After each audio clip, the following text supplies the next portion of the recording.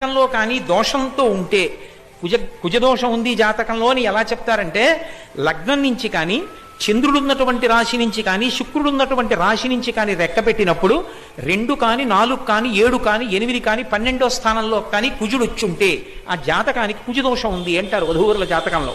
అప్పుడు వాళ్ళని పెళ్లి చేసుకోకూడదు. ఈ కుజదోషం ఉన్న వాళ్ళకి పెళ్ళవడం చాలా కష్టం. కుజదోషం ఉన్న వాళ్ళకి తొందరలో యోగ్యుడైనటువంటి వరుడొచ్చి మళ్ళీ కుజదోషం ఉన్నవాడు దొరికి వాళ్ళు సంతోషంగా పరమానందంగా జీవితాన్ని గడపాలి అంటే నాకు తెలిసి ఉన్నంత వరకు శాస్త్రంలో ఒకే ఒక్క విరుగుడు కాత్యాయని వ్రతం ఒక్కటే.